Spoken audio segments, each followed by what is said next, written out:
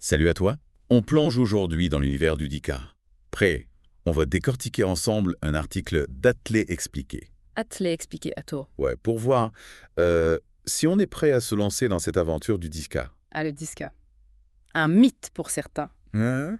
un défi accessible pour d'autres, c'est ça qui est fascinant. Carrément? En plus, l'article s'adresse aux débutants, mais il réserve aussi des surprises pour les coureurs plus aguerris. Ah, c'est cool ça. Alors, dis-moi, cet article, il nous dit comment savoir si on est prêt. Parce que moi, j'avoue, j'ai toujours un peu peur de me lancer sans être sûr d'être à la hauteur. Ah, mais t'inquiète pas.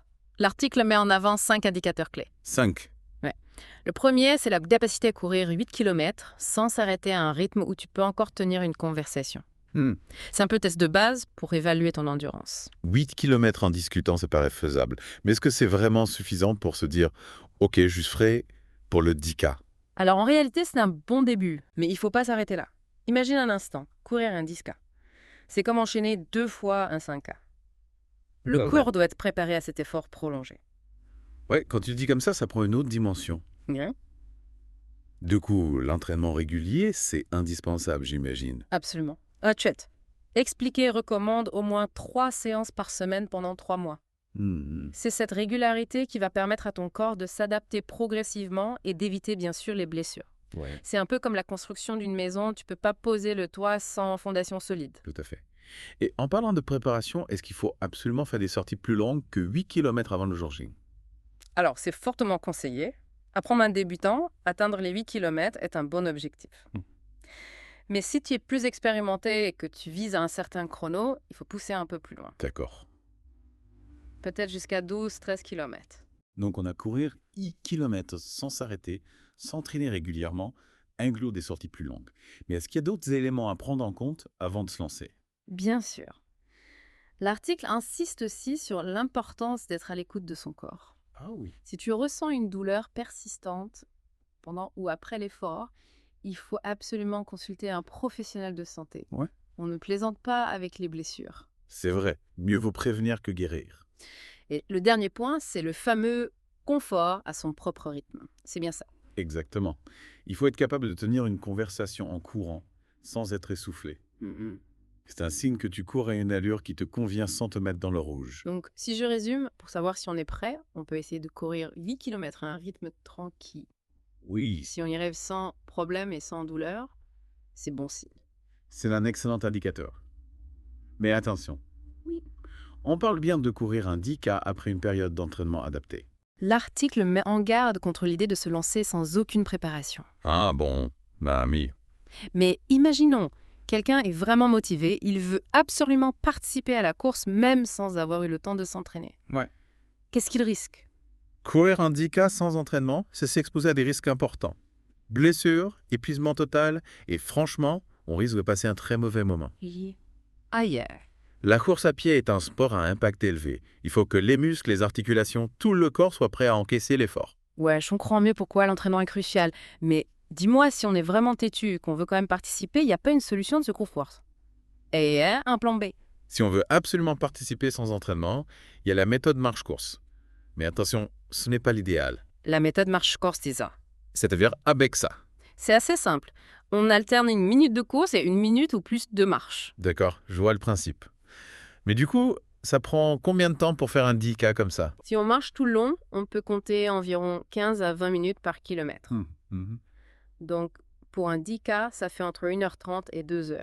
Ah oui, quand même. Et il faut aussi penser au délai imposé par les organisateurs de la course, non? Exactement. La plupart des courses ont un temps limite. Il faut bien vérifier avant de s'inscrire. Ouais.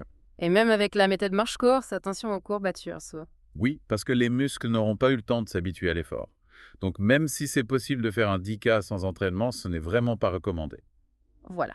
Si on veut vraiment profiter de l'expérience et éviter les problèmes, l'entraînement est indispensable. Et justement, l'article propose des plans d'entraînement adaptés à différents niveaux. C'est ça. Oui, Atelier expliqué des plans coach to Dinka pour ceux qui débutent. Mhm. Et d'autres plans pour les coureurs plus expérimentés. C'est super utile. On a un plan tout tracé. On n'a plus qu'à suivre les instructions. Et suivre un plan, c'est important pour plusieurs raisons. D'abord, ça permet de progresser de manière structurée en augmentant la distance progressivement.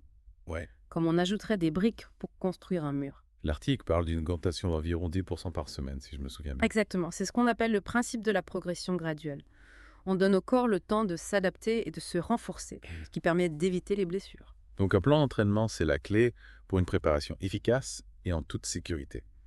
Mais pour un handicap, il faut aussi penser à l'alimentation, non? Ah oui, absolument. Surtout pour une distance comme le 10K, l'alimentation joue un rôle crucial.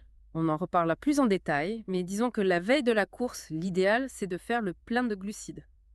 Hmm. À pâtes, riz, pommes de terre. C'est ce qu'on appelle le mini-chargement en glucides. Un bon plat de pâtes avant la course, ça me parle main. Mais du coup, qu'en est-il de l'hydratation? L'hydratation est tout aussi importante que l'alimentation.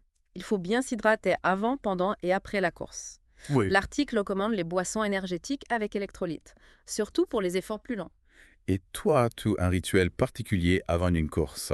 Un petit secret pour te mettre dans les meilleures conditions? Ah, mon rituel. Disons que la veille d'une course, j'aime bien me plonger dans une ambiance zen. Un bon bain chaud, une musique relaxante. Et bien sûr, un plat pâte al dente, ça ne se refuse jamais. Ah non, j'adore l'idée du bain chaud. Ça doit être parfait pour détendre les muscles et se préparer mentalement. D'ailleurs, en parlant de préparation mentale, l'article en parle aussi, Noé. Oui, et c'est un aspect souvent négligé par les coureurs. Ah ouais? Courir indica, ce n'est pas seulement un défi physique, c'est aussi un défi mental. Mhm. Il faut être prêt à gérer la fatigue, le stress Ouais. et parfois même le fameux mur du 7e kilomètre. Le mur du 7e kilomètre. C'est quoi exactement? C'est un moment de la course où beaucoup de coureurs ressentent une baisse d'énergie soudaine, une envie d'abandonner. Ah ouais? C'est comme si un mur se dressait devant eux. Mais rassure-toi, il existe des techniques pour le franchir. Ah, je me sens déjà moins seul. Du coup, comment est-ce qu'on peut se préparer mentalement à affronter ce fameux mur? Et plus généralement, à gérer le stress d'une course? L'article met en avant plusieurs stratégies intéressantes. Tout d'abord, il faut se fixer des objectifs réalistes. Si c'est ton premier 10K, ne vise pas un chrono de champion olympique. Ouais, c'est sûr. L'important, c'est de terminer la course à ton rythme, en te faisant plaisir. Oui, c'est vrai. Il faut y aller étape par étape.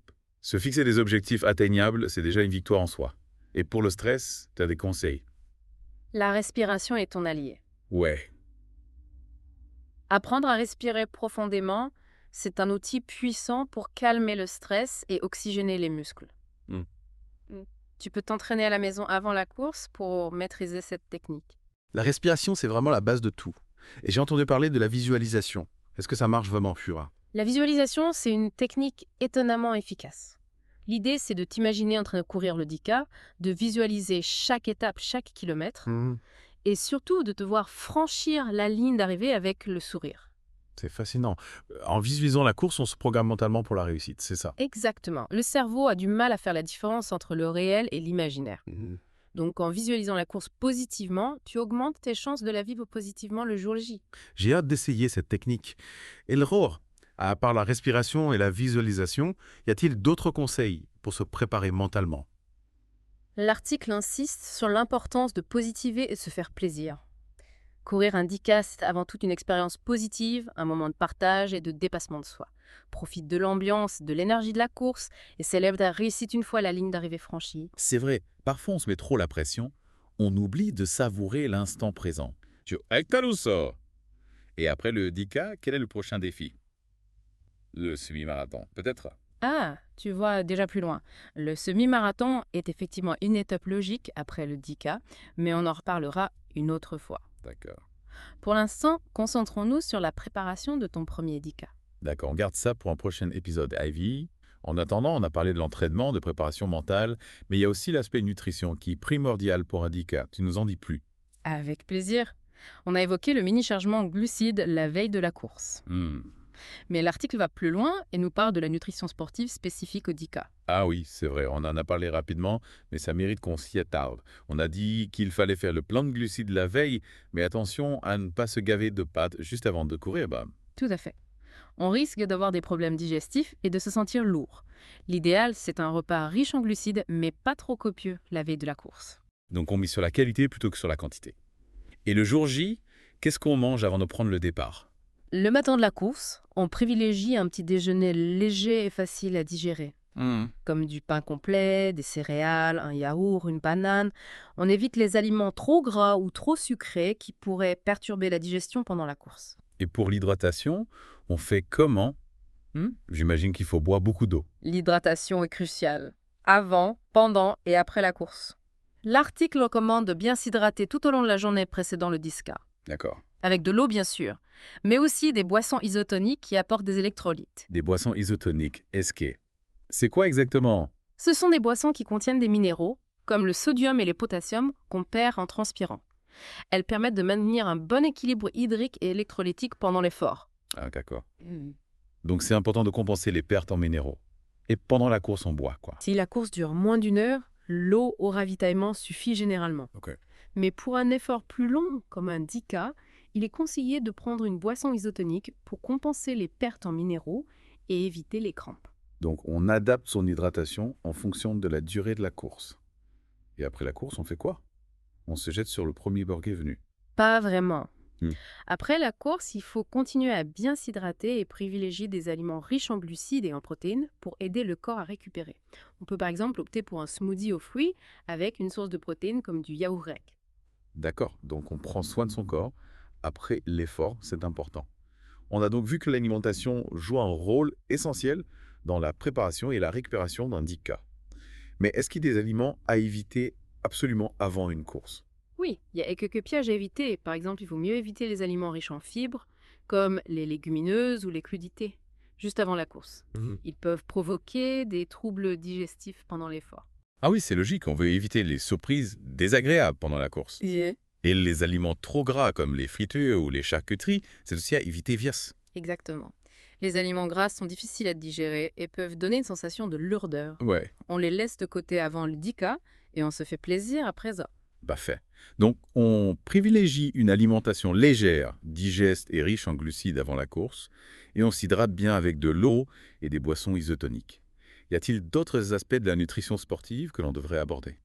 L'article mentionne un point intéressant, l'importance de l'index glycémique de tes aliments. L'index glycémique, avec qui c'est exactement si. C'est un indicateur qui mesure la vitesse à laquelle un aliment fait augmenter le taux de sucre dans le sang. Plus l'index glycémique est élevé, plus le sucre est absorbé rapidement par l'organisme. D'accord. Et pourquoi c'est important pour un coureur? Avant la course, on privilégie les aliments à index glycémique bas. Comme les pâtes complètes, le riz brun, les lentilles, ils vont libérer progressivement l'énergie dans l'organisme, ce qui permet d'éviter les coups de pompe pendant l'effort. Ah, je comprends mieux. On fait le plein d'énergie durable, un peu comme si on rechargeait les batteries du corps. C'est une bonne image. Et après la course, on peut consommer des aliments à index glycémique plus élevé. Comme les bananes, les dattes, le pain blanc, ils vont permettre de reconstituer rapidement les réserves d'énergie. C'est donc tout un équilibre à trouver entre les différents types d'aliments et leur index glycémique. C'est vraiment passionnant de voir comment la nutrition peut influencer la performance sportive. Absolument. Une bonne nutrition sportive, c'est la clé pour optimiser ses performances, prévenir les blessures et favoriser une récupération rapide. C'est un élément essentiel de la préparation d'un 10K, au même titre que l'entraînement et la préparation mentale. On a parlé de l'alimentation, de l'hydratation, de l'index glycémique. Y a-t-il d'autres conseils nutritionnels que l'on pourrait donner à nos auditeurs qui se préparent pour un 10K? Oui, il y a un dernier point important, l'écoute de son corps. Chaque coureur est différent. Ouais. Il faut donc adapter son alimentation à ses besoins et à ses sensations. N'hésite pas à tester différents aliments et différentes stratégies nutritionnelles pendant tes entraînements pour trouver ce qui te convient le mieux. C'est un excellent conseil. On n'est pas tous égaux face à la nutrition. Il faut trouver ce qui marche pour soi. Bon, je crois qu'on a fait le tour de la question nutritionnelle. On a vu que c'est un aspect crucial de la préparation d'un 10K, mais il ne faut pas oublier l'importance de l'entraînement physique et mental. Tout à fait. Pour être prêt à courir un 10K, il faut s'entraîner régulièrement, suivre un plan adapté à son niveau, bien s'alimenter et s'hydrater, et ne pas oublier de se préparer mentalement. C'est un beau programme. Mais avant de passer à la suite, j'ai une question qui me trotte dans la tête. On a beaucoup parlé de la préparation physique et mentale du coureur, mais est-ce qu'il y a des choses à faire pour préparer ses pieds? J'imagine qu'ils vont être mis à rude épreuve pendant la course. Ah, excellente question. Les pieds, c'est la base de la course à pied. Oui. Il faut en prendre soin. L'article d'Athlé expliqué ne s'attarde pas sur ce point. D'accord. Mais Je peux te donner quelques conseils de mon expérience personnelle. Je suis tout oui. Tout d'abord, il est important de choisir des chaussures adaptées à sa foulée et à la distance que l'on veut parcourir. N'hésite pas à te rendre dans un magasin spécialisé pour te faire conseiller par un professionnel. Oui, c'est vrai, des bonnes chaussures, c'est la base. Et une fois qu'on a les bonnes chaussures, que peut-on faire pour préparer ses pieds? Il est important de bien hydrater ses pieds, surtout pendant les périodes d'entraînement intensif. On peut utiliser une crème hydratante spécifique pour les pieds ou simplement appliquer de l'huile d'amande douce ou de l'huile de coco. Ah oui, l'hydratation, c'est important pour tout le corps, même pour les pieds. Et pour les ongles, tu as des conseils là. Il est important de couper ses ongles courts avant une course. Pour éviter qu'il ne frotte contre la chaussure et ne provoque des douleurs ou des ampoules. D'accord, des ongles courts, c'est noté terrain. Et pour les ampoules, comment est-ce qu'on peut les éviter? J'en ai souvent pendant les longues sorties, c'est vraiment désagréable. Les ampoules sont le cauchemar des coureurs. Pour les éviter, il faut choisir des chaussettes techniques qui évacuent bien la transpiration Hmm. et éviter les coutures qui peuvent frotter contre la peau. On peut aussi appliquer un stick anti-frottement sur les zones sensibles comme le talon ou les orteils. Ah, le stick anti-frottement, c'est une bonne idée. Je vais essayer ça dès ma prochaine sortie. Et pour les corps et les durions, tu as des solutions miracles. Les corps et les durions sont souvent causés par des frottements répétés. Pour les éviter, il faut bien choisir ses chaussures et ses chaussettes. Hmm. Et ne pas hésiter à utiliser des pansements protecteurs sur les zones sensibles. Si on a déjà des corps ou des durions, il est important de les faire traiter par un podologue. Donc on récapitule, des bonnes chaussures, une bonne hydratation, des ongles courts, des chaussettes techniques, un stick anti-frottement et un podologue si besoin. Avec tout ça, nos pieds devraient être prêts à affronter le disqué K. Exactement. On a vu que la préparation des pieds est souvent négligée, mais elle est pourtant essentielle pour une course réussie et sans douleur. N'oublie pas que tes pieds sont tes meilleurs alliés pour atteindre la ligne d'arrivée. C'est vrai, on les remercie souvent après la course, mais il faut les chouchouter avant aussi. Non. On a parlé de l'entraînement, la nutrition, de la préparation mentale, de la préparation des pieds. Est-ce qu'il y a d'autres aspects importants qu'on aurait oubliés? Il y a un dernier point que je voudrais aborder, l'équipement du coureur. Ah oui? L'article d'Athlé expliqué n'en parle pas en détail. D'accord. Mais je pense qu'il est important de bien s'équiper pour être à l'aise pendant la course. Ah oui, l'équipement, c'est vrai qu'on n'en a pas encore parlé. Qu'est-ce que tu conseilles comme équipement pour un 10K? En plus des chaussures et des chaussettes dont on a déjà parlé, il est important de porter des vêtements techniques qui évacuent bien la transpiration et qui permettent de réguler la température du corps. On évite les vêtements en coton qui absorbent la sueur et qui peuvent devenir lourds et inconfortables. Donc on privilégie les matières techniques respirantes, c'est ça. Et pour le haut du corps, tu conseilles quoi? On peut choisir un t-shirt technique à manches courtes ou à manches longues, Ok. en fonction de la météo et de ses préférences. Il existe aussi des vestes légères et coupe-vent pour se protéger du froid ou du vent. Et pour le bas du corps, un short, un legging. Là aussi, on a le choix. On peut opter pour un short de course, un legging, un corsaire. Ouais, L'important, c'est de choisir un vêtement qui soit confortable et qui ne gêne pas les mouvements. d'accord. Donc on s'habille de façon confortable et technique. Y a-t-il d'autres accessoires indispensables pour un 10K? Oui, il y a quelques accessoires qui peuvent être utiles, comme une casquette pour se protéger du soleil, des lunettes de soleil pour protéger ses yeux, une ceinture porte-bidon pour s'hydrater facilement pendant la course, ou encore un bracelet connecté pour suivre ses performances. Ah oui, le bracelet connecté, c'est un bon moyen de suivre sa progression et de se motiver. Mais attention à ne pas trop se focaliser sur les données pendant la course. Il faut aussi profiter du moment présent. Tout à fait. L'important, c'est de s'écouter, de courir à son rythme et de savourer chaque instant de cette aventure. On a parlé de l'équipement, de l'entraînement, de la nutrition, de la préparation mentale, de la préparation des pieds. Est-ce qu'il y a d'autres aspects importants qu'on aurait oubliés? Il y a un dernier point que je voudrais aborder, c'est l'importance de choisir une course qui nous correspond. Ah oui, c'est vrai. On peut vite être submergé par le nombre de courses disponibles, surtout quand on débute. Comment est-ce qu'on peut faire le bon choix? Il y a plusieurs critères à prendre en compte. D'abord, la localisation. Est-ce que tu préfères courir en ville, à la campagne, en bord de mer? Ensuite, le niveau de difficulté. Et il existe des courses pour tous les niveaux, des plus faciles aux plus exigeantes. Et bien sûr, l'ambiance. Certaines courses sont très festives, d'autres plus intimistes. C'est vrai que l'ambiance peut vraiment influencer l'expérience de course. Courir dans une foule en délire, ça peut donner des agies, mais pour un premier 10K, est-ce qu'il vaut mieux privilégier une course plus petite, moins intimidante? C'est une bonne stratégie. Choisir une course à taille humaine peut permettre de se familiariser avec l'environnement de course sans trop de pression. Et puis on n'oublie pas que l'important, c'est de se faire plaisir. Si tu as une préférence pour un type de parcours ou une ambiance particulière, n'hésite pas à suivre ton instinct. Donc on résume, on libre ou on choisit une course qui nous correspond en fonction de la localisation, du niveau de difficulté et de l'ambiance. Et une fois qu'on a trouvé la course idéale, comment est-ce qu'on s'inscrit? La plupart des courses proposent des inscriptions en ligne sur leur site internet ou sur des plateformes spécialisées. Il suffit de suivre les instructions et de remplir le formulaire d'inscription. Attention, certaines courses ont un nombre limité de participants, il ne faut pas tarder à s'inscrire. Ah oui, c'est vrai, il faut être très réactif.